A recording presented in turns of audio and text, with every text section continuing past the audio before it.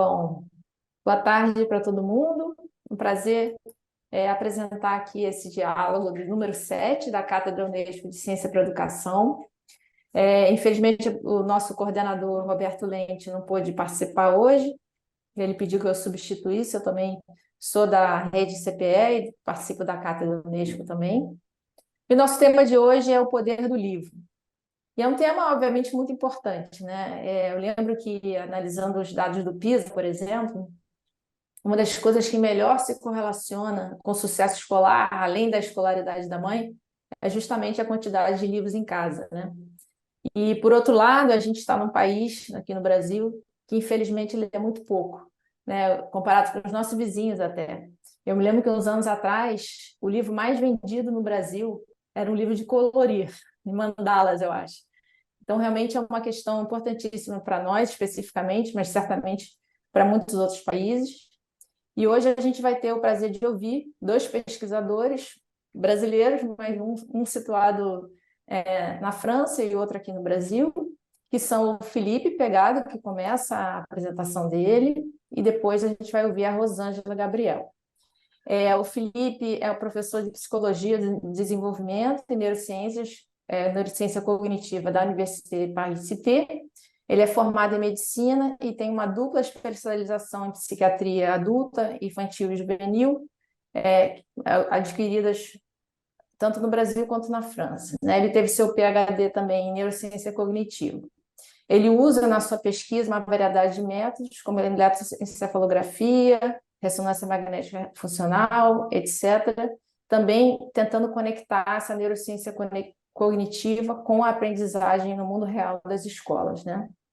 A Rosângela é coordenadora do programa de pós-graduação em leitura da Unisc do Rio Grande do Sul. Ela é bolsista de produtividade em pesquisa do CNPq e pesquisadora gaúcha FAPERGS. É doutora em Linguística pela PUC do Rio Grande do Sul e realizou estágio doutoral na Universidade de Oxford e pós-doutorado na Universidade Livre de Bruxelas. Ela é líder do grupo de pesquisa Linguagem e Cognição do CNPq Unisc e editora da revista Signo. Então, eu queria lembrar que os palestrantes vão ter entre 20 e 30 minutos para falar. Depois que os dois falarem, a gente vai ter uma sessão de perguntas e respostas. Então, eu peço para quem estiver assistindo que utilize o botão QIA, que tem embaixo aí na tela de vocês, para deixar suas perguntas. Podem já ir colocando durante as apresentações, e no final a gente vai colocar essas perguntas para os palestrantes e a gente vai poder debater um pouquinho. Tá bom? Então, Felipe, por favor, peço que você comece aí. Obrigada. Obrigado, Marília. É um prazer estar aqui. Obrigado pelo convite. Antes de começar, os slides estão todos em inglês. Eu falo em inglês ou em português? Português mesmo. Em português, tá. Então, bom, para mim é um prazer de falar um pouco sobre as nossas pesquisas e também de outras pessoas para valorizar o poder do livro, que é o tema de hoje aqui. Então, vou falar do cérebro que lê, vou falar principalmente sobre as pesquisas que envolvem o aprendizado da leitura. Se a gente reflete um pouco sobre as coisas que a humanidade conseguiu adquirir, as grandes invenções da humanidade, entre entre o domínio do fogo, a linguagem, o invento de ferramentas, agricultura, artes, a ciência, computadores, internet, inteligência artificial. Uma das coisas que foi uma das grandes invenções na humanidade foi o invento da escrita, o invento da linguagem escrita. E por que isso foi tão importante na nossa história? Eu vou chegar lá. Primeiro, eu queria só dizer que entre os sistemas de escrita mais antigos que existem, que são de ordem de 5.000 anos atrás, estão, por exemplo, a escrita cuneiforme, na Mesopotâmia, O hieroglifo no Egito e os caracteres chineses na China são sistemas de escrita que são entre uma representação concreta da realidade e algo que começa a ser mais simbólico, né? E, na verdade, isso é uma tendência geral dos sistemas de escrita. Eles começam de maneira concreta, de representar a realidade, e que, com o tempo, eles evoluem para uma forma mais abstrata. Aqui, por exemplo, o exemplo da cuneiforme, se a gente pegar alguns exemplos, eu não sei se vocês veem o meu mouse aqui, por exemplo, esse símbolo que começa como um desenho de uma cabeça, né, uma cabeça de um humano, ele vai se transformando com o tempo e ele vira um símbolo mais abstrato. E na verdade, isso é muito relativo, ou então o símbolo de mulheres, né? Aqui a gente vê melhor que aqui representa, né, o sexo feminino. Você vê que vai ficando mais abstrato depois com o passar do tempo. Isso reflete, na verdade, uma constraint, como fala isso em português, fica fica modulado pela dificuldade técnica. E, na verdade, isso é o instrumento técnico para modular a argila que vai determinar esse tipo de traço, que é mais fácil de traçar do que fazer o traço exato do rosto, por exemplo, de desenhar na argila. Desenhar na argila é muito difícil, mas você fazer esse tipo de traço com um instrumento que era utilizado pelos escribas na época era mais fácil. Então, a evolução do sistema de escrita ela também é modulada pela física dos instrumentos. Então, só para lembrar da importância do impacto da invenção da escrita, a escrita ela permitiu, na verdade, a fixação dos pensamentos humanos num suporte físico. E isso realmente representou uma revolução, porque ela permite de imortalizar pensamentos humanos de maneira concreta, de transferir conhecimento através do tempo, de geração em geração. Quer dizer, não precisa mais a transmissão oral ser mantida numa cultura para que esse conhecimento seja transmitido. Quando se escreve num suporte físico, isso pode ser transmitido mesmo várias gerações mais tarde. E também transmissão no espaço, ou seja, um conhecimento adquirido numa região pode ser transmitido numa outra região pela transferência desse suporte físico, né? E, na realidade, a invenção da escrita marca a divisão entre o final da pré-história e o começo da história humana. É justamente o que traz essa divisão.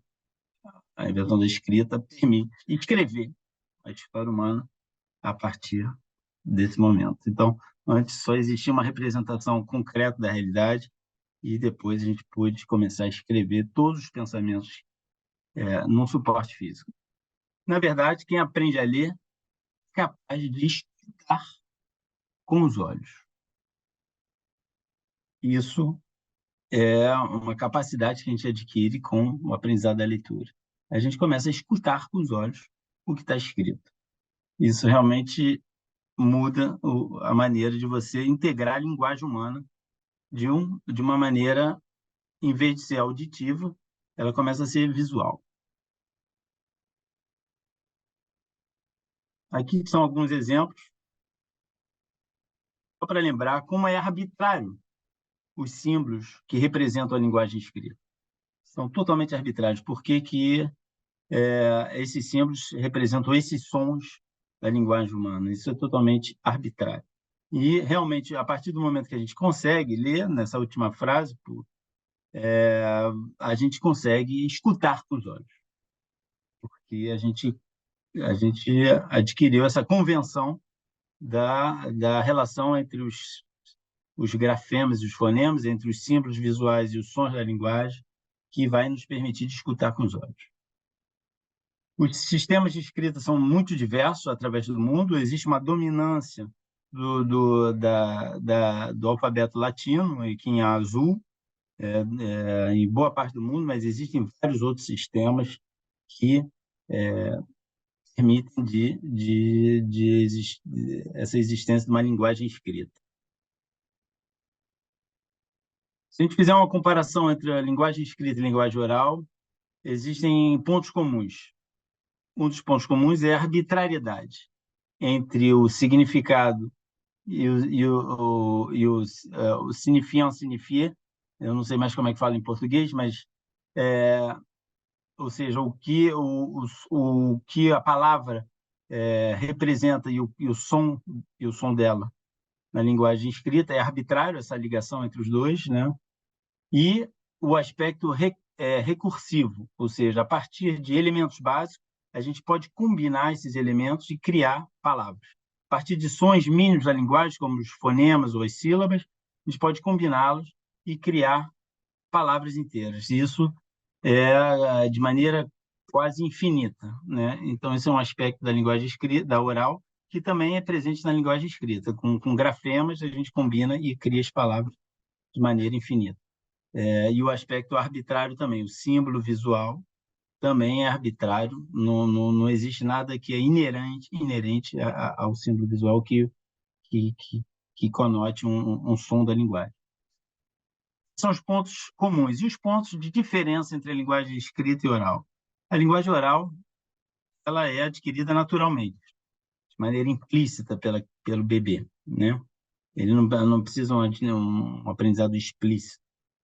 A linguagem escrita, por outro lado, precisa desse aprendizado explícito, porque existe uma convenção nessa relação arbitrária entre os símbolos e o som. Os símbolos visuais, as letras, né, e o som. Outra diferença é que a linguagem oral ela é adquirida cedo, né? Durante a fase inicial, o bebê. A linguagem escrita já é adquirida mais tarde, né? Durante a infância, a criança tem em torno de 6, 7 anos. Outra diferença é que a linguagem oral é mais antiga, de certa maneira, já existe, o homem já fala há talvez centenas de milhares de anos, e que a linguagem escrita é da ordem de 5 mil anos atrás. A entrada da linguagem oral é auditiva e a da linguagem escrita é visual. O tratamento da linguagem oral ela é serial, é um fluxo contínuo de som que chega aos nossos ouvidos e que a gente trata ele de maneira serial, é um depois do outro. E a linguagem escrita já é diferente, porque o tratamento visual ela pode permitir um tratamento paralelo da informação e que a gente trata várias letras ao mesmo tempo, e a gente demonstrou até com outros colegas que a gente pode tratar várias palavras ao mesmo tempo, com a linguagem escrita. Isso existe a hipótese da relatividade linguística na linguagem oral, ou seja, o impacto da linguagem oral na nossa percepção do mundo, e existe também, mais recentemente, foi evocada a possibilidade que o sistema de escrita pode haver um impacto também na maneira com que a gente vê o mundo. Eu não vou entrar em detalhe agora, mas existem essas duas hipóteses, uma para cada tipo de linguagem. Agora, eu não sei se a gente vai conseguir, talvez não seja uma boa ideia, eu ia mostrar alguns vídeos, mas eu acho que talvez não seja uma boa ideia. Eu acho que eu vou continuar aqui. Eu espero que eu não tenha... dando para ver direitinho? Está fora do modo apresentação. Agora voltou, né? Agora voltou, é isso. Tá. Tá. Eu vou mostrar aqui, ó. Aqui são registros dentro do cérebro, que a gente bota eletrodos dentro do cérebro. É claro que a gente não faz isso com pessoas que estão saudáveis. A gente aproveita pacientes que estão com epilepsia muito graves e que precisam saber qual é o foco epilético. Então, existem alguns eletrodos que são implantados no cérebro deles para saber exatamente aonde é o foco epilético. E durante o período que eles ficam uma semana com esses eletrodos, a gente, às vezes, faz algumas pesquisas, né? Então, essa pesquisa que mostrou, quando a gente apresenta vários tipos de estímulos, por exemplo, rostos, flores, palavras escritas e outros tipos de estímulos, existe uma resposta mais específica para palavras escritas, em torno de 200 milissegundos, nessa onda negativa aqui, numa região do hemisfério esquerdo, uma região ventral do córtex temporal, né? Que é bastante sistemática. Se a gente pega essa mesma região aqui à esquerda, no hemisfério esquerdo, né? É uma região temporal ventral. Quando a gente apresenta palavras escritas, palavras faladas, é uma resposta específica para palavras escritas. Vocês veem que há uma resposta, isso aqui é o sinal bold da ressonância magnética funcional, que é específica para a palavra escrita e não é para a palavra falada. Isso, cada imagem dessa é uma pessoa, então são resultados individuais, eles são bem sistemáticos. Existe esse aumento da atividade dessa região, que é em resposta à escuta desculpa, à visualização de palavras escritas e que não responde a palavras faladas. Então, essa região ficou conhecida como a Visual Word Form Area, a área visual da forma das palavras. Ela se interessa à ortografia das palavras, as letras e as palavras escritas. E eu vou apresentar um estudo que a gente fez há alguns anos atrás, um estudo internacional, de colaboração entre a França, a Bélgica, Portugal e o Brasil também. Então, a gente organizou, a ideia foi de estudar adultos que são letrados e adultos iletrados, e também adultos que aprenderam a ler na idade adulta para saber qual é o impacto do aprendizado da leitura no funcionamento cerebral.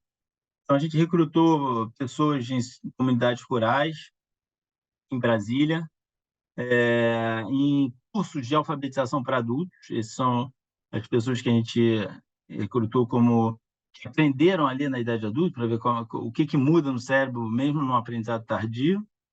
E, para dar uma ideia, a gente teve um pouco mais de 60 participantes, de 40 a 60 anos, letrados brasileiros, ex-iletrados, ou seja, que aprenderam a ler na idade adulta, brasileiros e portugueses, e pessoas que aprenderam a ler na infância, né, com nível mais primário ou um grupo aqui de nível universitário. Então, a gente pôde grupos de vários níveis de leitura. Por exemplo, aqui à esquerda, a gente vê os resultados comportamentais, o número de pseudopalavras lidas por minuto. Isso mostra um pouco a fluência de leitura. Os iletrados, por definição, não leem, e os ex-iletrados leem, mas são lentos, e as pessoas que aprenderam na infância leem mais rápido, leem mais palavras, ou pseudopalavras, nesse caso, por minuto, sendo que esses grupos são bons leitores. E em termos de accuracy, ou seja, eles leem corretamente, esses grupos, mesmo os ex-iletrados, mas eles são lentos, né? Então, a gente apresentou, com a ressonância magnética funcional, vários tipos de estímulos visuais para ver como é que eles respondem, como é que o cérebro deles responde a esses diferentes estímulos. Então, a gente apresentou rostos, casas, ferramentas, letras, uma série de letras, falsas letras, e também estímulos visuais de baixo nível, que são os checkerboards. A gente também teve estímulos auditivos, que a gente pedia para os participantes de julgar se o que eles escutavam era uma palavra, e respondia com um botão, ou se era uma falsa palavra, tinha que responder com outro botão. E a gente tinha também outros runs que era para localizar certas funções visuais, certas regiões funcionais. Um dos resultados que a gente viu, por exemplo, foi que, em relação a palavras, ou série de letras, para ser mais específico, a gente observou esse aumento da atividade nessa região, que é a Visual Word Form Area. A gente observou esse aumento dessa atividade que foi proporcional ao nível de leitura dos participantes. É o que era esperado, o que a gente se esperava. Quanto melhor a gente lê, a gente ativa mais essa região que se interessa à ortografia, e isso de maneira proporcional à fluência de leitura dos participantes. Um outro resultado bem interessante foi que a gente viu que os iletrados, aqui em magenta, a cor de magenta, eles ativam mais do que os outros participantes nessa região outros tipos de estímulo, como os rostos e objetos ou casas. Então, uma das hipóteses é que eles, como a gente conhece que existe essas regiões especializadas do córtex temporal, ventral, essa região que se interessa para as letras e palavras nos letrados, ela deve ser uma região que foi reciclada, que era utilizada para outras categorias visuais, e que ela começa a ser utilizada para tratar as palavras escritas, porque precisa de um pouco de córtex especializado para tratar essas palavras, né? Então, mas nos iletrados, como não existe essa especialização, eles vão tratar outros tipos de estímulo, como rostos e casas. É o que a gente está vendo aqui. Os iletrados ativam mais essa região para outros tipos de estímulo, né?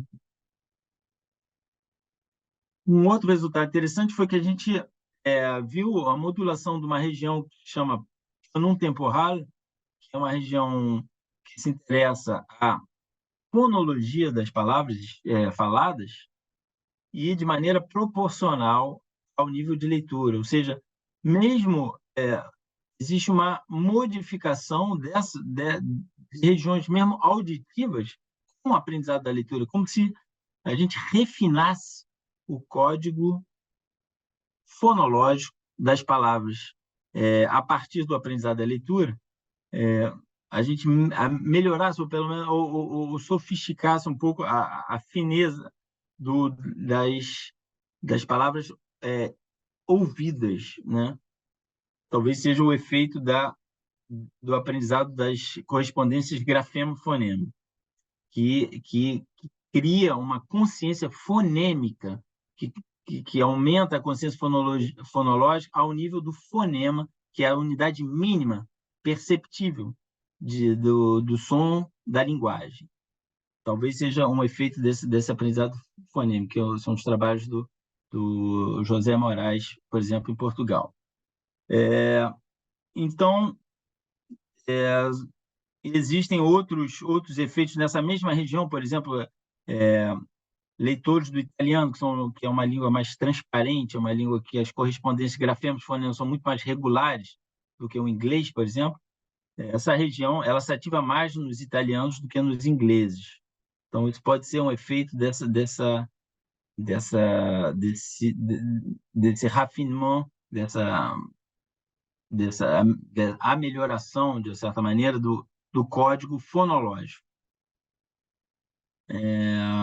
E os disléxicos eles apresentam uma redução da ativação dessa mesma região do plano temporal. Essa imagem agora é para mostrar a ligação entre o sistema visual e o sistema auditivo quando a gente aprende a ler. A gente tem que, na verdade, conectar o sistema visual e o sistema auditivo com o aprendizado da leitura. Então, o que a gente viu, por exemplo, nessa região do córtex temporal superior, que é uma região auditiva, a gente observou, por exemplo, que a apresentação de checkerboards, que é esse estímulo visual de baixo nível, não apresenta nenhuma ativação. Em relação aos estímulos falados, essa região responde de maneira equivalente a todos os participantes, mas em relação ao estímulo escrito, essa região auditiva ela vai aumentar a atividade de acordo com o nível de fluência de leitura dos participantes.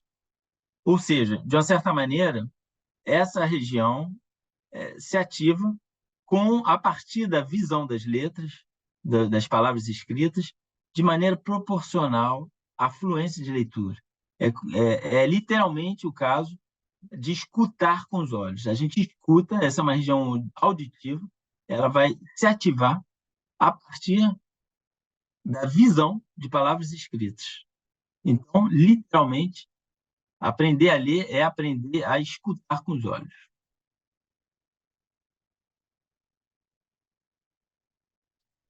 Então, a ligação entre o visual e o auditivo. Mas existe também uma ligação no outro sentido. Por exemplo, a, a tarefa auditiva de decisão lexical, ou seja, cada palavra, cada estímulo que eu escuto, eu tenho que decidir se é uma palavra ou uma falsa palavra.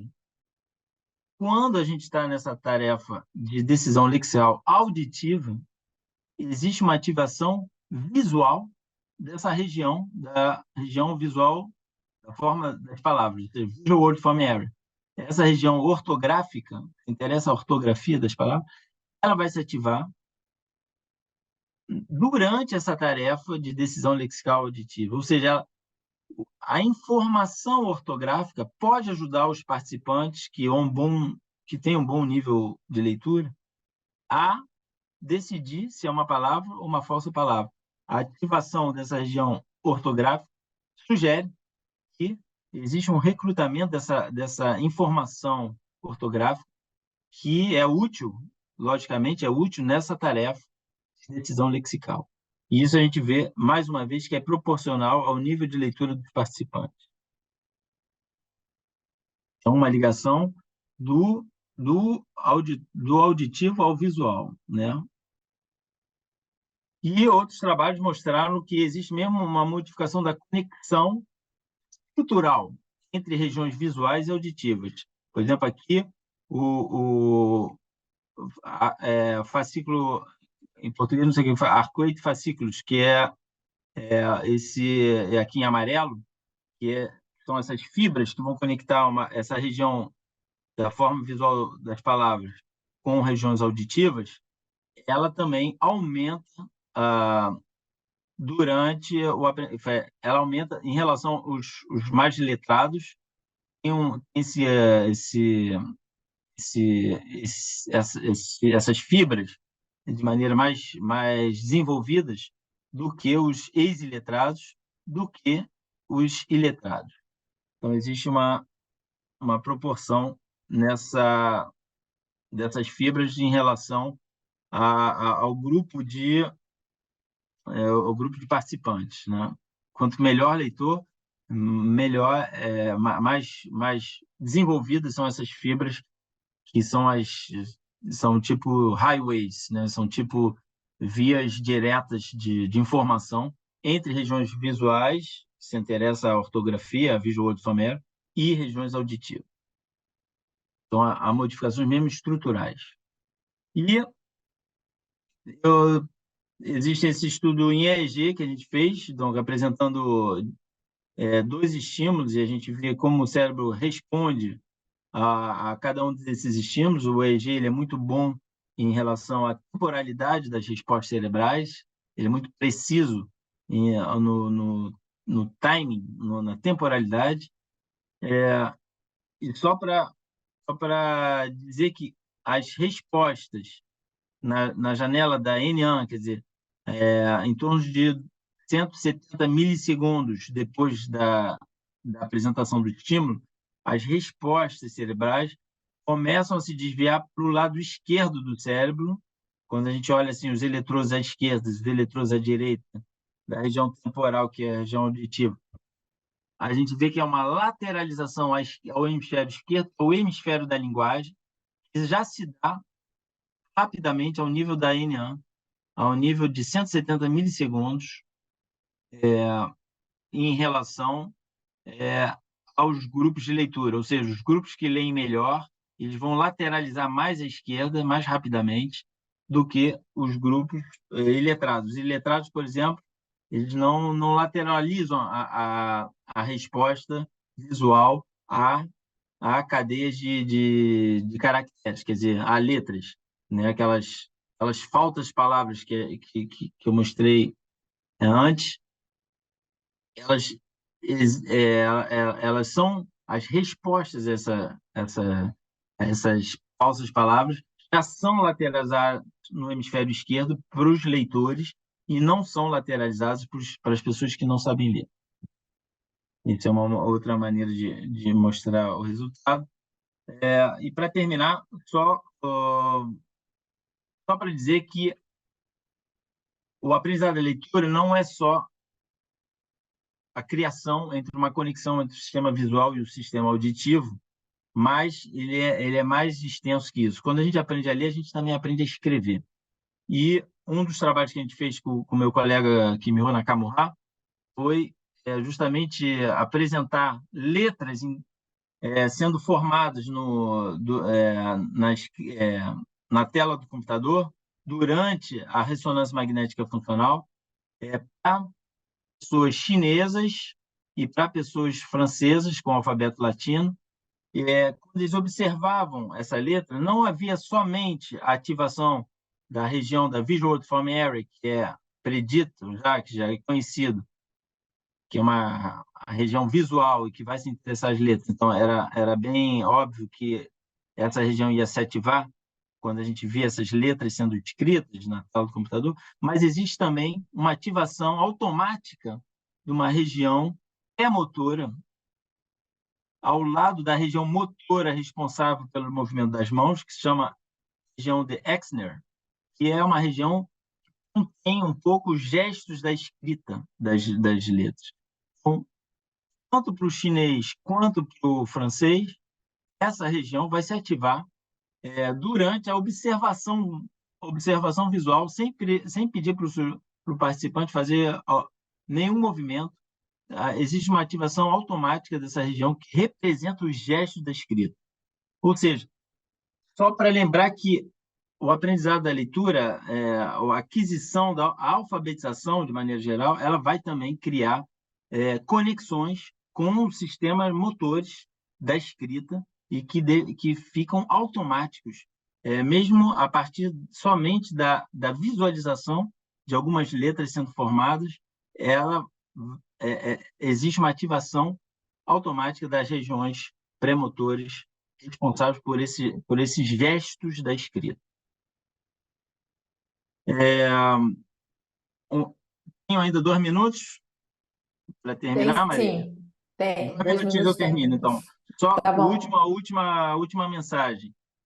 O tratamento visual das palavras ele é um tratamento que pode ser paralelo. Diferente do tratamento auditivo, que é serial, o fluxo contínuo da palavra da palavra falada, ele obriga um tratamento serial. E o tratamento paralelo, visual, ele é possível. E acho que todo mundo conhece esse e-mail que ficou muito famoso durante um tempo, se vocês observarem aqui, que mostra que mesmo trocando a ordem das letras, a gente consegue ler as palavras. A gente tem esse tratamento paralelo das letras dentro de uma palavra, que é que o bom leitor ele é capaz de reconhecer palavras porque ele sempre vê a representação ortográfica da letra, da palavra. Então, esse tratamento paralelo das letras numa palavra, isso já era bem conhecido. O que a gente mostrou, se vocês lerem essa frase aqui, eu não sei se vocês perceberam, mas nessa frase aqui, a gente fez uma manipulaçãozinha. A gente inverteu a segunda e a terceira palavra. E talvez você não tenha notado, mas a gente inverteu aqui. A gente trata as palavras também de maneira paralela. O leitor expert, como nós, é capaz de tratar várias palavras em paralelo. Então, isso a gente demonstrou que existe um efeito lexical. Se a gente utiliza isso com verdadeiras palavras, esse efeito é mais forte do que com falsas palavras, por exemplo. Não é só um tratamento de baixo nível, é um tratamento também lexical. E se a gente utiliza, por exemplo, frases completas, esse efeito é mais forte, esse efeito de transposição de palavras, ele é mais forte no bom leitor do que se a gente utiliza só uma sequência de palavras que não tem nexo. Esse efeito diminui. Então, existe um tratamento também lexical e sintático desse tipo de efeito, e a transposição de palavras ela é modulada por esses efeitos. Então, era isso que eu queria dizer. A gente, quando aprende a ler, a gente começa a escutar com os olhos, a gente conecta o sistema visual com o sistema auditivo, a gente literalmente começa a escutar com regiões auditivas a partir da visão. Essa conexão é também feita com os sistemas motores da escrita, e a leitura pode virar paralela depois de uma certa automatização, e a gente nem percebe, mas a gente começa a tratar muitas palavras ao mesmo tempo. Era essa a mensagem que eu tinha para deixar hoje. Obrigada, Felipe, excelente. Você pode, por favor, descompartilhar sua Posso, apresentação? posso. Como é que faz aqui? Acho que Já já foi, fez, né? já foi, já foi. Aí, Rosângela, por favor, você compartilha a sua para a gente começar?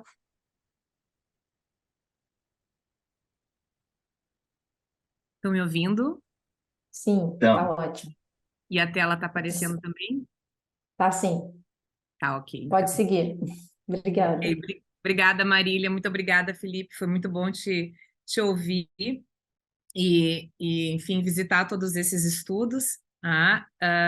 E eu acho que a nossa combinação assim de sequência vai ficar bem bacana, realmente, a partir dessa tua fala, para, né, eu pegar esse bonde e fazer referência também a algumas das ideias que tu trouxesse aqui nessa tua fala. Bom, quero começar, então, agradecendo o professor Roberto pelo convite, né? Professora Marília também, e agradecer esse esforço tão bonito que é a construção da rede Ciência para a Educação, né? E também a Cátedra Unesco de Ciência para a Educação. A cátedra e a rede, né, receberam agora um aporte de mais alguns membros, então essa rede está crescendo e é muito bonito a gente ter um grupo tão interdisciplinar conversando junto e pensando em como ajudar a educação no Brasil e também, né, em outros países. Quero agradecer também as pessoas que trabalham junto comigo, né, um grupo de pesquisa lá na Universidade de Santa Cruz do Sul, no interior do Rio Grande do Sul. Então, a gente tem aí um grupo que trabalha com leitura, né, dentro de um grupo de pesquisa chamado Linguagem e Cognição. Então, é uma alegria também a gente poder congregar várias pessoas em torno desse tema. Quando eu li o título da nossa fala de hoje, eu fiquei pensando, será que o poder é do livro? Será que o poder é da leitura? Em que medida esse poder da leitura também é um tanto o poder da linguagem, né? Então, fiquei elaborando em cima dessas perguntas aqui e fiquei pensando também no próprio poder das representações.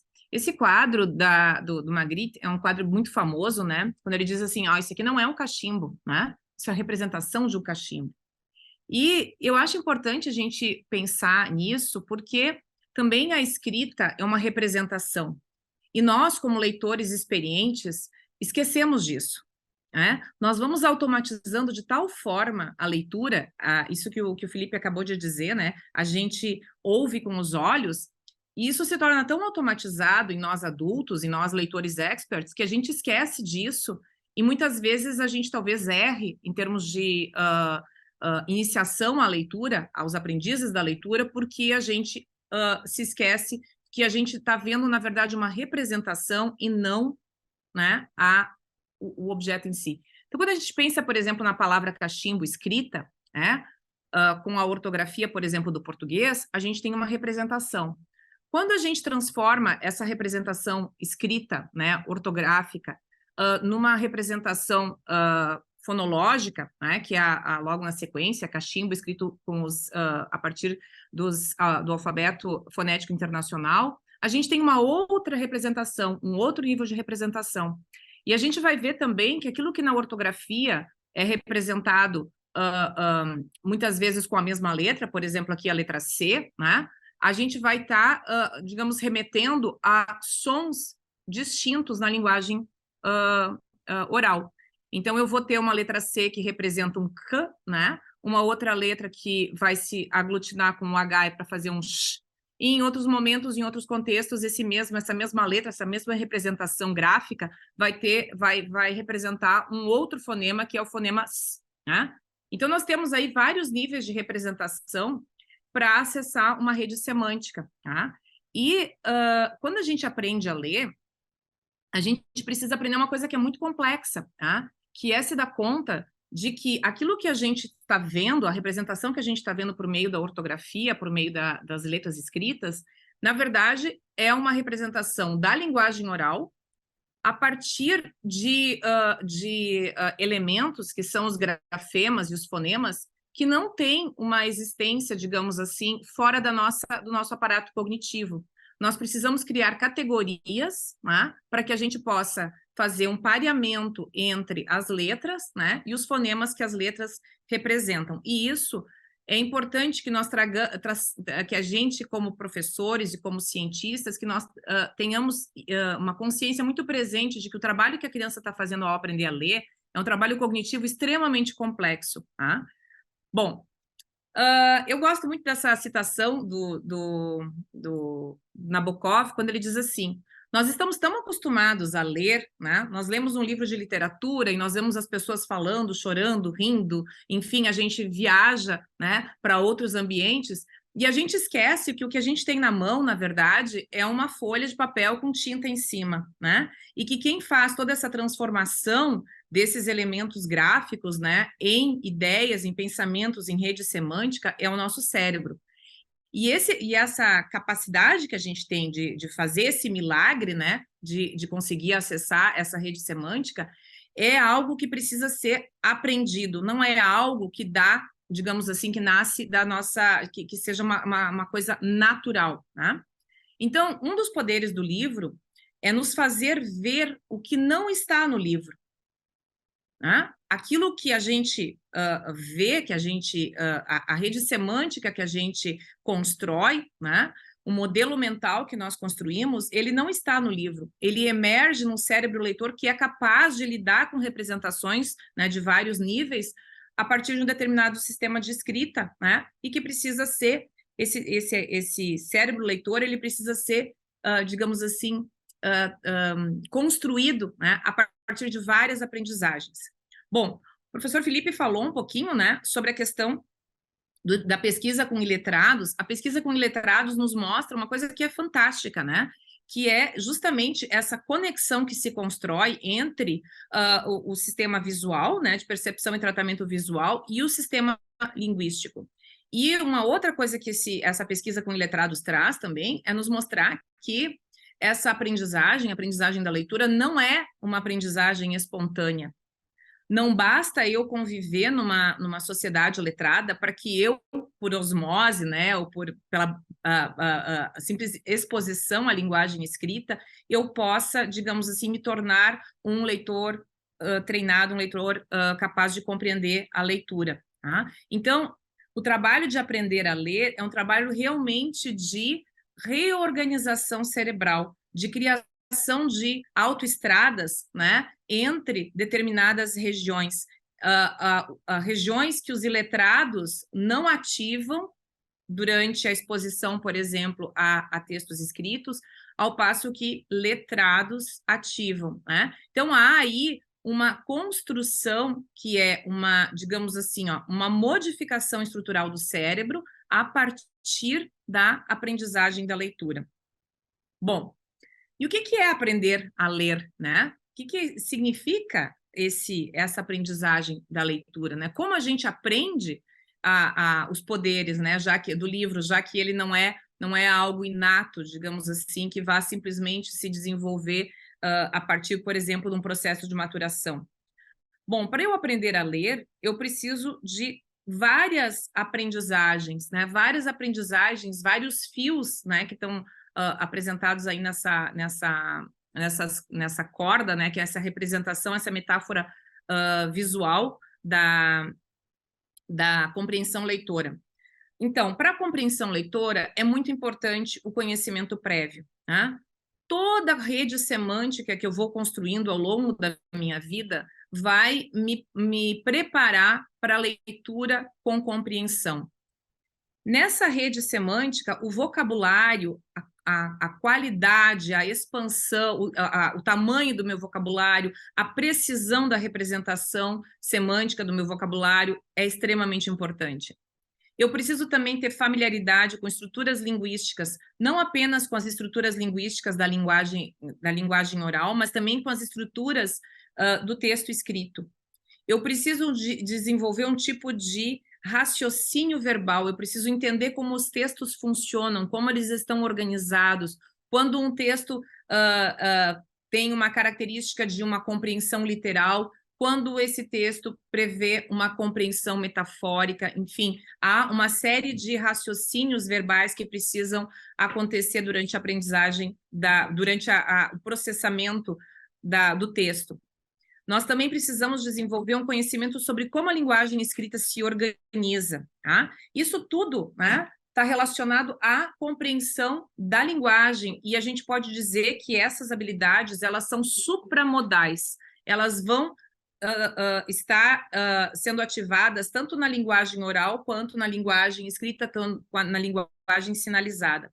Mas existem outras características do processamento do texto que são ligadas especificamente ao sistema de escrita que eu estou utilizando. Né? Então, num sistema de escrita alfabético, eu vou precisar desenvolver uma consciência fonológica, e a consciência fonológica é um negócio muito complicado, porque a linguagem oral, ela tem é um contínuo, né?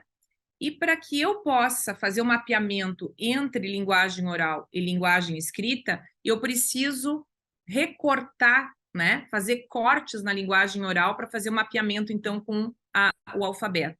Além disso, eu preciso ganhar uma fluência nessa decodificação de tal forma que eu não precise pensar sobre a decodificação, né? Eu preciso fazer de tal forma, o professor Felipe mostrou, né, ali os níveis de alfabetização, desde os iletrados, né, os ex-iletrados, os alfabetizados, enfim, plenos, né?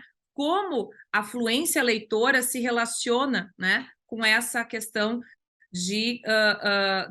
da ligação entre a região visual, né, a Visual Waveform Area, a sua ativação e a fluência leitora. A tal ponto, né, que eu possa reconhecer as palavras a partir de uma visualização rápida, né, muito rápida, a tal ponto que eu quase não precise, quase como um prime, né, só uma sugestão e eu já sou capaz de ler. Bom, o que esses estudos nos mostram é que nós precisamos iniciar o desenvolvimento do vocabulário mais cedo, né? Talvez a gente veja lá os resultados do PISA com 15 anos e a gente veja o resultado de 15 anos, na verdade, de privação de desenvolvimento linguístico. Tá? Então, esse estudo da Laura Justice e mais a sua equipe mostrou que o número de palavras a que as crianças são expostas do 0 aos 5 anos, ele é muito diferente de acordo com o ambiente em que a criança vive durante esses 5 anos. Então, uma criança que tem um adulto leitor que lê para ela, seja na escola, seja na família, ela vai estar exposta a uma quantidade muito grande de palavras e ela vai chegar a esses 5, 6 anos, né, no início da sua escolarização, com um repertório lexical muito maior, né, do que uma criança que não tem essa estimulação. O tamanho do vocabulário está diretamente relacionado ao sucesso na alfabetização posterior e à compreensão leitora na idade, né, ao longo da escolarização. Né? E ainda, né, um trabalho que a gente desenvolveu junto com a Aline e a professora Laura também, a questão de como o adulto interage durante a leitura compartilhada vai fazer com que a criança, né, preste mais atenção a vários elementos, digamos assim, da escrita e possa desenvolver a sua capacidade leitora com mais rapidez. Então, um dos poderes do livro é justamente aprimorar a linguagem, essa linguagem oral, né? Aprimorar essa linguagem, fazer com que ela se desenvolva, fazer com que a representação mental da linguagem seja refinada pela ampliação do conhecimento prévio, pela ampliação do vocabulário, pela ampliação das estruturas linguísticas, pelo aguçamento do raciocínio verbal, né? Pelo refinamento, então, da representação mental das palavras. Esse trabalho, ele também, digamos assim, a densidade da representação lexical vai ser também objeto dos estudos do professor Charles Perfetti, né, que vai falar sobre a qualidade, a hipótese da qualidade lexical na sua inter-relação com a capacidade de compreender textos. Tá? Bom, para isso, né, nós viemos desenvolvendo já há alguns anos um projeto de pesquisa com parceria da universidade, com a Ohio State University, justamente buscando integrar, né, as práticas, a ciência da leitura às práticas educacionais, né, com foco na primeira infância. E dentro desse projeto, a gente desenvolveu e trabalhou junto com editoras para propor, né, atividades e manuais dentro do edital do Plano Nacional do Livro Didático da Educação Infantil. Então, aí a gente tem uma amostra, né, de alguns materiais desenvolvidos, e a gente também desenvolveu uma página, que é o projeto Leia, né, que vai trabalhar com leitura na educação infantil, na alfabetização, no ensino fundamental, quarto ao sexto ano, e no ensino fundamental do 7º ao 9º. E eu convido vocês, enfim, a conhecerem um pouco esse trabalho, porque a ideia é realmente levar fazer a ponte, né, entre as pesquisas ligadas à ciência da leitura e à sala de aula. Por quê? Porque há, no campo da leitura, muitos mal-entendidos, tá? Então, uma das propostas, assim, que foi muito popular durante uma época, foi a ideia de que a leitura era um jogo de adivinhação. E eu gosto muito dessa passagem, que é, na verdade, de um escritor, né, um autor, que vai contar um pouquinho sobre o seu caminho na aprendizagem da leitura, e ele brinca, ele diz assim, que ele achava que a leitura era um jogo de adivinhação. Então, ele olhava para uma placa e achava que ele tinha que fazer era dar um chute, né? E muitas crianças, na verdade, muitos adultos acharam também isso, assim, muito bem intencionados muitas vezes, né? De que bastaria a exposição, né, aos materiais escritos e que isso seria suficiente para que as crianças aprendessem a ler. Mas isso não é verdade, tá? A aprendizagem da leitura passa por um processo explícito, tá? De, primeiro, decupagem, né? De fazer de tratar a linguagem como sendo constituída de fonemas discretos. Isso significa que o contínuo da linguagem oral precisa ser cortado, né? Precisa ser analisado para que a gente consiga ver os fonemas, né? Consiga perceber os fonemas e fazer, né, o mapeamento desses fonemas com as letras que representam os fonemas na linguagem escrita, tá? E para isso é necessário o desenvolvimento de uma consciência grafofonológica, ou seja, a ligação entre o sistema oral e o sistema escrito, tá? E essa é uma aprendizagem que precisa acontecer de forma explícita, tá? Para que a gente não deixe crianças para trás nesse processo de aprendizagem da leitura, tá? Então, um terceiro poder do livro é o poder de analisar e decompor a linguagem, tá? Num primeiro momento, de forma mais consciente, de tal forma que a gente, a partir dessa aprendizagem mais consciente, possa automatizar a decodificação, né? Ganhar fluência leitora e, na verdade, transformar esse conhecimento num conhecimento inconsciente, né? Que acontece, por exemplo, no efeito Stroop, em que a gente tem, na verdade, um processamento tão automatizado que a gente precisa inibir o estímulo, né? Para poder, ou seja, não ler, para poder dizer qual é a cor, né, que está ali sendo apresentada, né? E, além disso, né, enriquecer esse léxico mental ortográfico, que vai fazer também com que a gente ganhe fluência na leitura. Tudo isso para quê? Para que a gente possa, né, liberar espaço na memória, tá? Essa é uma das grandes, digamos assim, razões, um dos grandes motivos por que a fluência leitora é tão importante. Porque para que eu possa compreender um texto, para que eu possa compreender um livro, eu não posso ficar pensando na decodificação. Eu preciso tornar a decodificação um processo tão automatizado que eu preste atenção naquilo que eu estou lendo. Quer dizer, a minha memória consciente, a minha atenção, ela está voltada para aquilo que eu estou aprendendo, para aquilo que eu estou conhecendo durante a leitura, tá? Bom, quem conhece esse senhor, né, sabe que ele é o Ivan Esquerdo, um pesquisador que nos deixou durante o período da pandemia, mas que produziu um legado fantástico sobre a memória. E em todas as entrevistas do professor Ivan Esquerdo, e mesmo nesse livro, Memória e Questões sobre Memória, o professor Ivan Esquerdo sempre enfatizou a importância da leitura para a preservação da memória. E por que a leitura é tão importante para a preservação da memória? Porque, ao ler, nós ativamos várias memórias. Nós utilizamos a memória visual, a memória verbal, a memória de trabalho, a memória de longo prazo, enfim, várias memórias que vão ser recrutadas para a compreensão leitora. Tá? Mas não é só isso. Tá?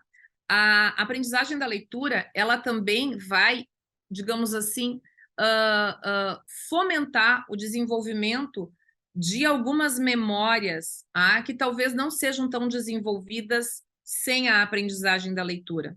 Então, bom, nós temos aí, né, uma memória de trabalho que vai ser recrutada durante a leitura, nós temos as memórias de curto e longo prazo que vão ser recrutadas, a própria memória procedural, que é a memória que a gente utiliza, que movimenta os nossos olhos durante a leitura, uma memória procedural que é desenvolvida, a memória verbal, mas eu quero chamar a atenção para vocês, para esses estudos, essas duas publicações que estão aqui na tela, que são a tentativa de mostrar como há uma memória de ordem que é, digamos assim, recrutada durante a aprendizagem da leitura. Quando eu vou, por exemplo, ao supermercado e preciso trazer do supermercado 4 itens, né? Não importa em qual ordem eu coloco esses itens no meu carrinho de compras, desde que eu traga os 4 itens para casa e possa, então, resolver o que eu preciso lá na minha despensa, né? Na leitura, isso não é verdade, porque não basta que eu tenha os 4 elementos, eu preciso que esses 4 elementos estejam numa determinada ordem para que eu possa acessar o significado adequado. Por exemplo, nesse exemplo, né, que a gente tem aí o A, o L, o M e o A, né? Eu posso ter alma, mala, lama, amal, né? Bom, o professor Felipe mostrou um exemplo em que a gente, digamos assim, embaralha as letras e mesmo assim a gente consegue compreender. Mas isso se dá porque há um contexto, né, que desfaz essa ambiguidade, possível ambiguidade semântica. Em outras situações, a gente poderia não ter condições de fazer essa desambiguação, né? E mais ainda para uma criança que está aprendendo a ler. Então, a gente desenvolve uma memória de ordem associada à memória de itens durante a aprendizagem da leitura. Tá? Bom, então um dos poderes do livro também é o poder de nos fazer adquirir, transformar, acessar, recuperar, integrar, exercitar e preservar memórias. Tá? E aí a gente tem também um artigo em que a gente desenvolve um pouquinho mais, aprofunda um pouco mais essa questão da associação entre a aprendizagem da leitura e as memórias que a gente recruta nesse processo. Agora eu vou trazer um quinto poder do livro, tá? E trouxe para cá 3 livros, assim, para me ajudar a fazer referência aqui a esse quinto poder, que é o seguinte. No livro do professor Siddhartha Ribeiro, O Oráculo da Noite, ele fala muito do sonho como um momento também de simular, né? Simular o passado, simular o futuro, simular outras realidades, né? E também a questão da imaginação. Nesse livro do Tomazello, sobre a origem cultural da cognição humana, ele vai falar do desenvolvimento da teoria da mente, ou seja, quando eu me reconheço como um ser semelhante aos outros seres humanos e digamos assim, projeto nos outros as mesmas intencionalidades ou intencionalidades semelhantes às intencionalidades que eu mesmo possuo, né? E esse terceiro livro que eu trago, do Paul Grice, né? O Paul Grice vai desenvolver uma ideia de que a gente só é capaz de se comunicar porque a gente parte de um princípio de cooperação. Então, eu não me comunico com as outras pessoas apenas pela explicitude do que é dito, mas também pela intencionalidade. Então, se alguém me diz assim, tu tem horas, né? Eu posso dizer, são 2 horas da tarde. a pergunta da pessoa foi: tu tens horas? E eu poderia responder simplesmente sim ou não. Mas, em geral, eu não respondo sim ou não. Eu respondo com o horário, né? Por quê? Porque eu entendo que a pessoa que está me perguntando tem uma intenção. Então, a gente não se comunica só com a materialidade daquilo que está explícito na língua, mas também com as intencionalidades que a gente projeta a partir da teoria da mente, né? Bom, então, quando eu leio um livro, eu posso me colocar no lugar de outro, né? Eu não sou travesti, mas lendo o livro da Camila Souza Vilaça, eu posso me colocar na pele, né, das vivências de uma travesti.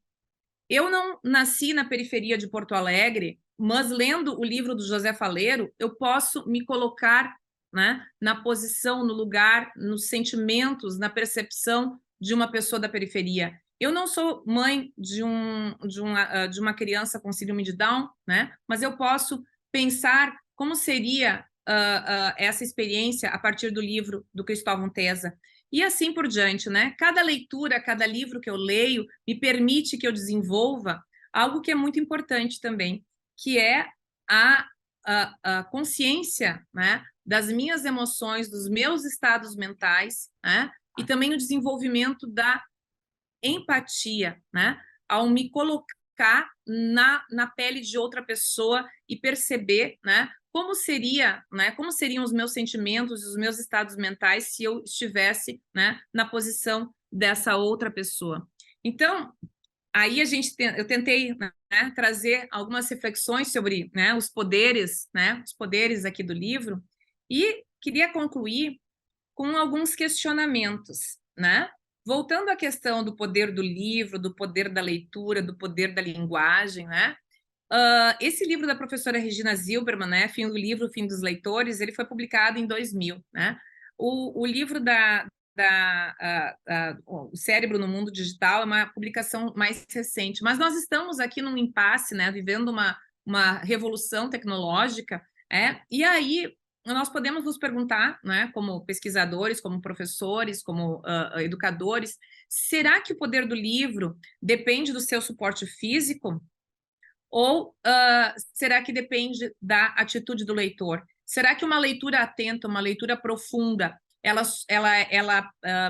precisa ser feita no livro em papel ou ela pode ser feita também na tela, né? Será que a leitura digital pode ter a mesma qualidade, né, da leitura no suporte papel, né? Será que o poder é dos livros ou será que o poder é da leitura? Aqui nós temos um mundo de pesquisas para serem feitas, né? Porque talvez o fato de nós sermos leitores há mais tempo, de nós termos tido uma formação no livro em papel, talvez, né, a gente tenha várias questões aqui para continuar desenvolvendo, né, e pensando especialmente em termos de mudanças significativas que muitas vezes podem ser feitas em termos educacionais, né, como, por exemplo, passar todos os livros que as crianças recebem pelo Programa Nacional do Livro Didático para um tablet. Será que a gente perde alguma coisa com esse movimento? Ou não, é tudo igual? Ou seja, a gente tem muita pesquisa para fazer. Quero agradecer, então, novamente a atenção de vocês. Acho que estou estourando já o prazo, né, a minha meia hora, que eu disse que para Marília antes que seria o meu grande desafio, né, não ficar falando demais aqui. E quero agradecer também a oportunidade que a Rede Nacional Ciência para Educação nos dá de estarmos aqui juntos conversando sobre esses temas. Vou parar de compartilhar, né? Eu acho que Isso. pode se ver melhor. Maravilha, muito obrigada. Excelente, Rosângela. Eu estou achando que ainda não tem nenhuma pergunta no QIA. Então, enquanto o pessoal se anima, eu já vou fazendo algumas perguntas aqui para vocês. Inclusive, puxando um gancho, né, desse último tema que você colocou em relação a diferentes tipos de leitura, o que está acontecendo com os jovens de hoje em dia, né, que usam muito mais a internet e talvez leiam menos o livro físico.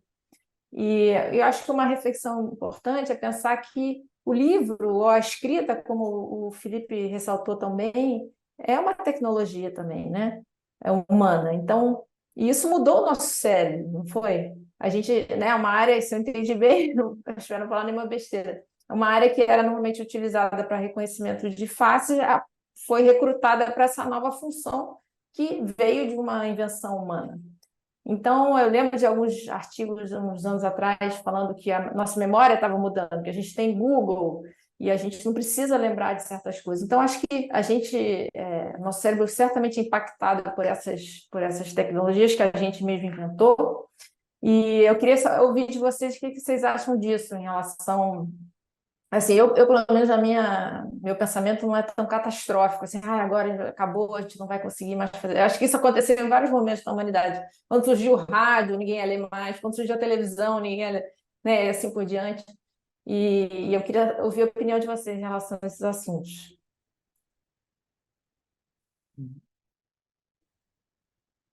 Quer falar, Rosângela? Ó, Vai eu primeiro, Felipe. vou dar uma opinião. Ó, realmente, é exatamente como você disse, Marília. A gente não precisava. A gente utilizou essa região do cérebro para começar a tratar de outros estímulos, como as letras e as palavras escritas, e, e o cérebro se adapta. O cérebro se adapta a cada vez, ele é muito plástico, ele vai se adaptando às necessidades do organismo, e realmente existe esse efeito de delegar certas funções cognitivas à máquina. Um efeito que a gente já pode ver na nossa geração. Antes a gente sabia o telefone das pessoas de cabeça.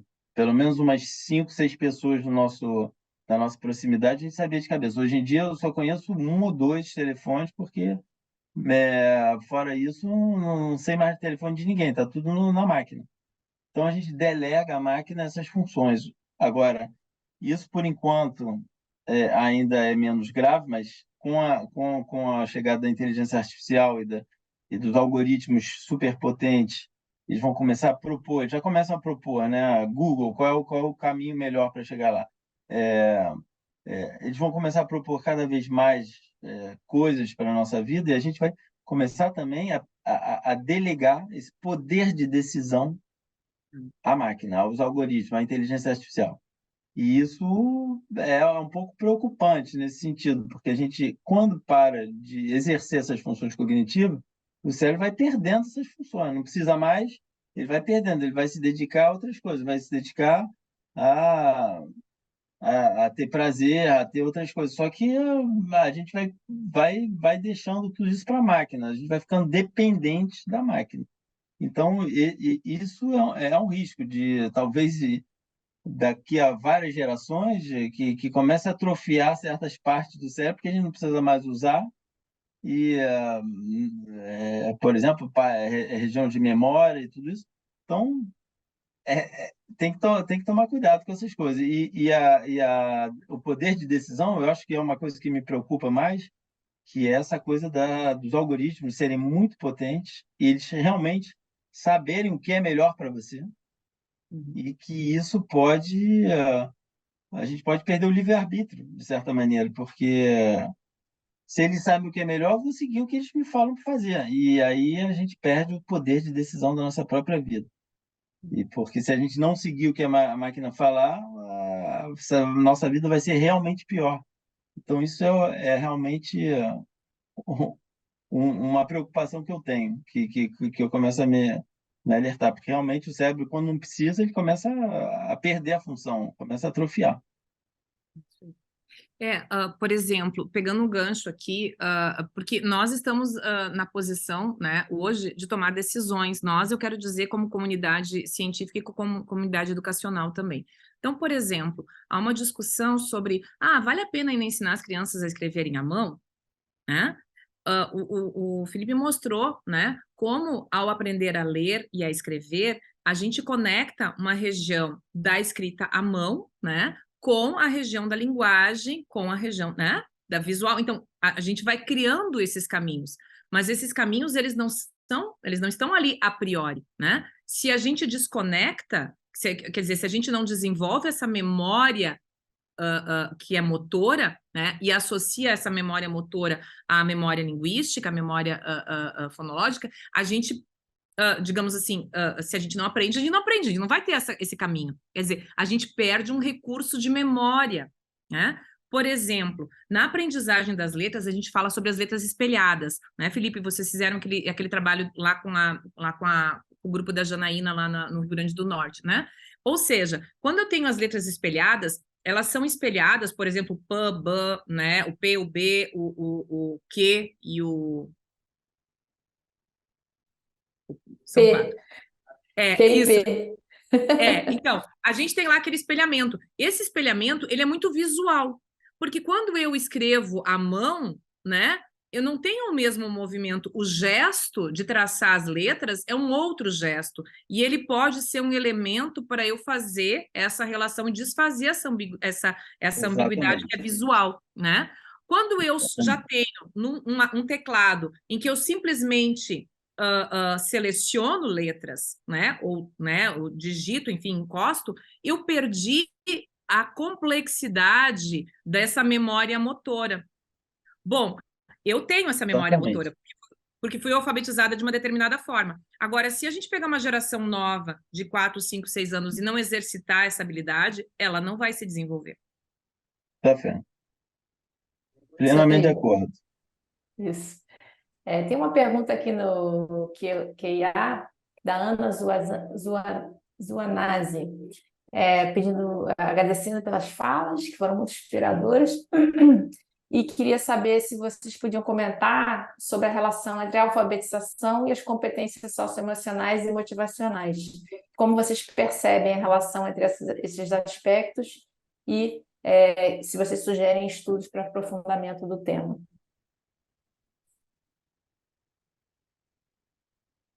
Quem gostaria de falar, responder? Rosângela. Eu acho que esse último ponto que eu trouxe, né? Na verdade, eu trouxe ali todos os livros adultos, né? Assim, livros, digamos assim, para adultos, né? Mas nós podemos pensar também nos livros que são ligados, que são, digamos, de literatura infantil, né? Ao ler, né? Ao ler um livro de literatura infantil, ao ler uma narrativa, a gente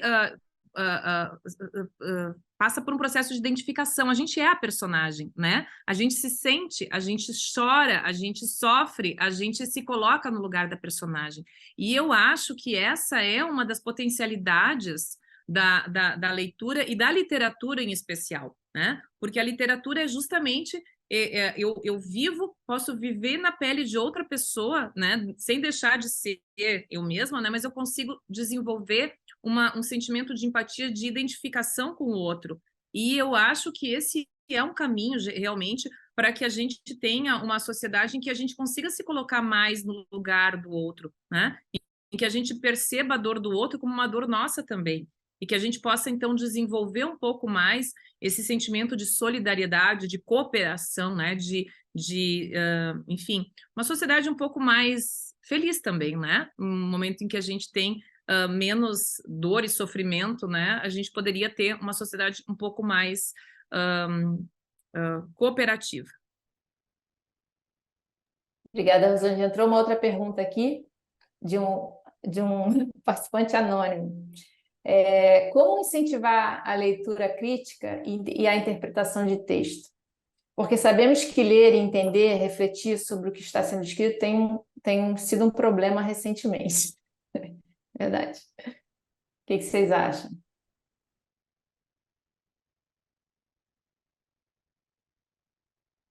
Eu vou fazer um comentário inicial.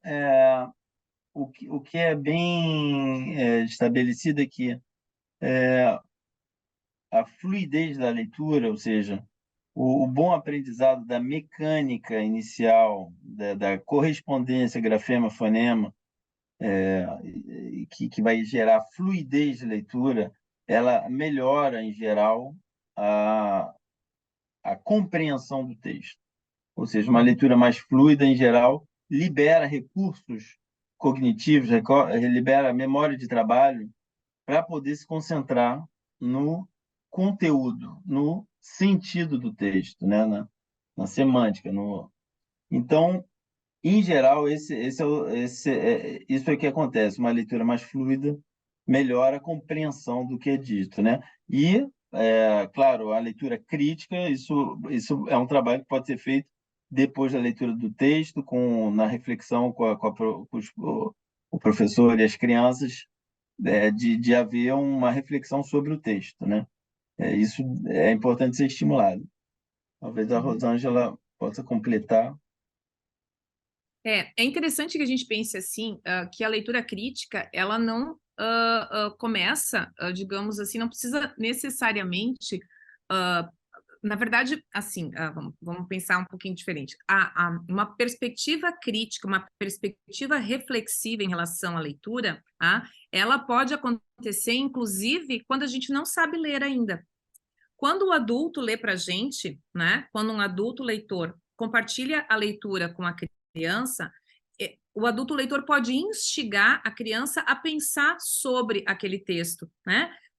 Será que tá bacana isso que aconteceu, né? Enfim, fazer pensar, né? A leitura crítica é fazer pensar, não é dizer como a gente deve pensar, né? Ou seja, os questionamentos que a gente vai fazendo, e a gente pode fazer isso com uma criança de 2 ou 3 anos, né? Muito cedo. Não é assim, eu vou começar a fazer leitura crítica quando eu tiver 20 anos. Não, né?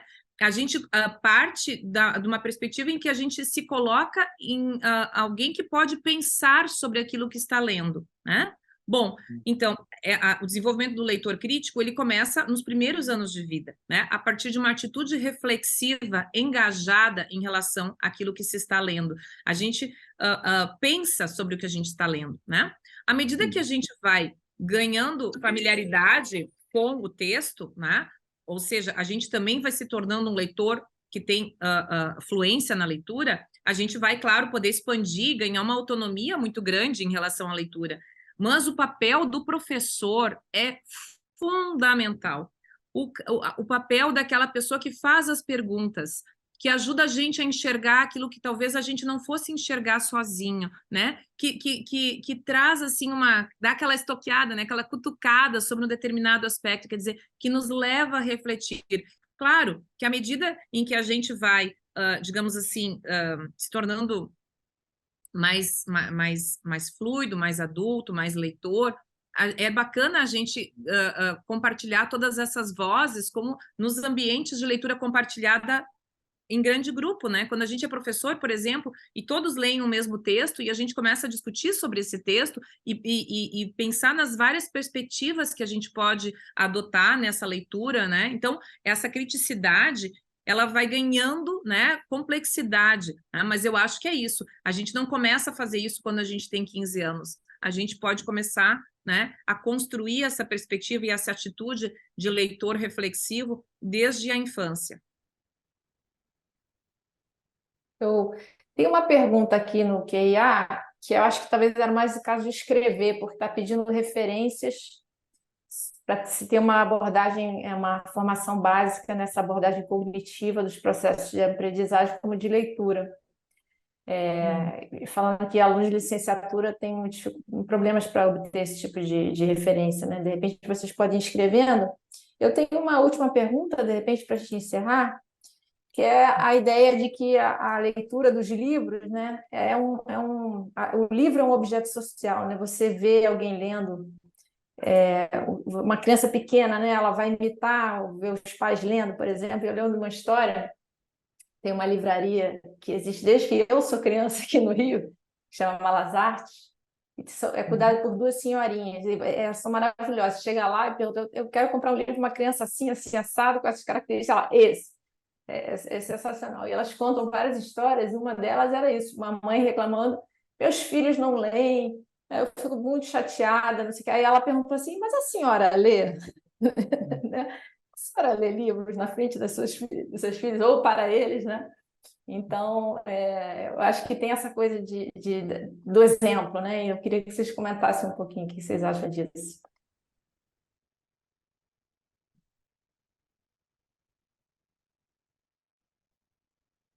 Bom, eu não tenho dúvida de que as nossas atitudes em relação aos livros e à leitura contam muito, né? Contam muito. Eu gostaria de dizer assim um pouquinho a minha hipótese, digamos assim, com relação àquelas questões que eu coloquei lá no final, né, da questão do livro em papel, do livro em digital, né? Para a criança, tá, é muito importante que a gente leia com ela, tá? E que a gente gaste tempo, o nosso precioso tempo, né, de adultos, lendo com a criança, tá? Porque esse momento em que a gente, digamos assim, seja na hora de dormir, seja, enfim, no final do dia, no final de semana, em que a gente senta com a criança e compartilha a atenção. Eu, adulto, e a criança estamos juntos olhando para o mesmo objeto, livro, seja ele no papel, seja ele na tela, tá? Esse momento ele é primoroso e ele vai, digamos assim, semear o desejo de ser capaz de ler, tá? Ele é extremamente importante, então. Nós temos também uma atitude em relação, muitas vezes, ao celular e ao computador, enfim, e a gente faz uma leitura que eu brinco que não é culpa do computador e do celular, né? Porque se a gente pensar assim, quem é que pega o jornal e fica folheando e olhando manchete, né? Muitas vezes a gente fez isso na nossa vida, né? Em que a gente fazia só aquela passada assim de olhos, muitas vezes a gente faz isso no celular também. A gente passa os olhos. Mas é importante que a gente também desenvolva uma atitude de que em alguns momentos a gente vai ler com atenção, a gente vai fazer uma leitura profunda. E esse é, na verdade, digamos assim, eu acho que o maior temor, em que a gente não desenvolva essa atitude, né, em relação a uma leitura na tela, que também é uma leitura profunda, né? Então, a questão do exemplo é que nós, adultos, passamos muito tempo nas telas, né? E talvez a gente precise mostrar que ali a gente também pode fazer uma leitura profunda nas telas, não necessariamente que a leitura em papel seja uma leitura, digamos assim, de aprendizagem e que a leitura na tela não seja uma leitura para aprendizagem, né? Então, eu vejo que... só que se a criança não sabe o que a gente está fazendo na tela, ela pode achar que a gente está só jogando joguinho, né? Nesse tempo que a gente está na tela. Então, eu acho que essa é uma questão. Mas, além do exemplo, né? Além do exemplo da atitude, eu acho importante que as crianças entendam o que a gente está fazendo, né? E esse entendimento é pelo compartilhamento da leitura, é quando a gente lê juntos e a gente conversa sobre o que a gente está lendo, né? E sobre o que a gente pensou sobre o que a gente estava lendo, né? Eu acho que isso ajuda a fomentar esse desejo de aprender a ler também de forma autônoma, para também trazer novidade, né, para o pai e para a mãe, e mostrar o que a criança descobriu e está lendo. Maravilha. Tem uma última perguntinha aqui, de repente o Felipe pode responder brevemente para a gente não ultrapassar muito tempo, que tem a ver com as conexões do processamento da leitura com visual, auditivo e motor também, como você demonstrou. Ele queria saber como se constrói as conexões nessas entradas, né? Auditiva, tátil e motora com pessoas cegas, congênitas. Isso. Como é que fica, né? Se a gente lê com os olhos, a gente ouve com os olhos, como é que fica para quem não enxerga? Pois é. Eu vou ver se eu consigo aqui mostrar até. Está aparecendo? Uhum. Tá assim. Tá ótimo. Então, é interessante. As pessoas cegas, o que acontece com o córtex visual delas? Eles vão ser reciclados para utilizar, para tratar outros tipos de estímulos, tipicamente estímulos auditivos e estímulos táteis. Então, esse cérebro não é deixado de lado e esse córtex visual não é desperdiçado, ele vai ser usado para tratar outros tipos de estímulo. Então, o que foi demonstrado, por exemplo, nas pessoas com cegueira congênita, né, nunca viram nada, desde nascidos, não tinham a visão, que aprenderam a leitura do Braille, que é uma leitura tátil.